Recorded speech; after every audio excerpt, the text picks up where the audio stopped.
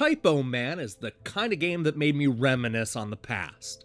It's a 2D platformer with such an ingenious concept that it actually made me a little miffed at the laziness found in old mascot games. Here's a game that manages to come up with a new and inventive mechanic that fundamentally changes the way it's played. Yet, so many games in the genre were happy to do a little more than slap a new animal on the cover and call it a day. But not Typo Man. And I knew I was going to have a good time right from the opening prologue. First released on the Wii U back in 2015, Brain Seed Factory's clever platformer has finally found its way to the Xbox One and PlayStation 4. You play a one-armed hero who is literally made up of the word hero. That's the conceit of this world, as many of the obstacles and characters are not only defined by their words, but are actually constructed using the letters. You'll see levers where the word is spelled out, guillotines that say chop, and enemies that tell you exactly how they're feeling. It's a cool concept. Our hero's quest is to puzzle his way through 3 chapters in hopes of locating his lost arm. He'll do this by using random letters to construct words. Sometimes it's as simple as powering a gate by spelling on, while other times you'll need to create a protective shield by forming the word cover. There's a lot of this, and practically every puzzle found in the game will involve you sorting through the letters and coming up with the right word. This mechanic only becomes more complicated as the hero gets closer to his lost arm. One of the things he'll run into is a word dispenser, which will purposely trick you by offering too many letters. At times, he'll need to construct a character that'll gobble up words and spit out the opposite, such as spelling over and getting under in return.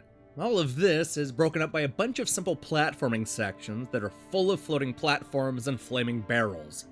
One thing I like is that the puzzles can be solved in multiple ways. For example, I ran into a section where I could avoid a garbage compactor by spelling the word slow, making it easy to run past.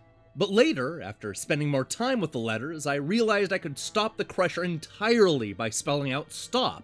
I ran into a few situations like this, which always made me wonder how many solutions there are for each obstacle.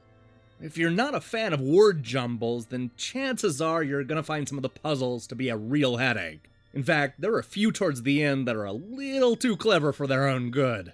But even if you like spelling out the words, there's still a few problems that keep Typo Man Revisited from being a must-own platformer.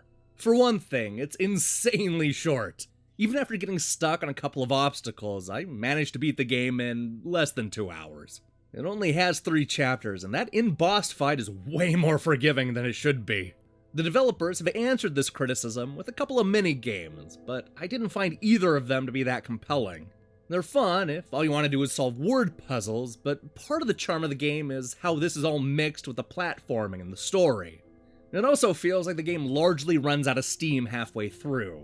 I know this may sound contradictory as I just complained about the short length, but I can't help but notice that most of the ideas are being introduced in the first half. By the time we get to the last chapter, it's really just giving us harder versions of what we've already seen before. Part of what I liked about this game is how it was constantly surprising you with new mechanics, but that's largely tossed out the window towards the end. Personally, I enjoyed the art design and look of the world. I know a lot of people are going to compare it to something like Limbo, but it didn't feel as morose to me. It occasionally plays with color and isn't always in silhouettes.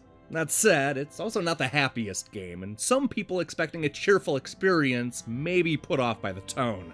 I liked what Brain Seed Factory was going for, and only wish they could have pushed the concept even more. If you missed out on the Wii U or Steam version of Typo Man, then this brand new PlayStation 4 and Xbox One port is certainly worth your time. That is, unless you hate word puzzles, then you should avoid this like the plague. It still has some lingering problems, and I wish the story was even more fleshed out, but it has a clever conceit that sets it apart from all the other platformers. Typo Man Revisited is good, fun, and a bunch of other words I can spell correctly.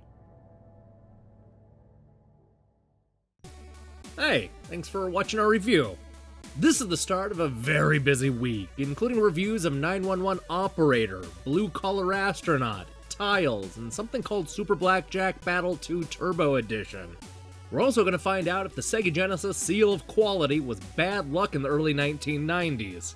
And that's just the start of where we're headed this week, so I recommend you click the subscribe button and support what we're doing here. Until then.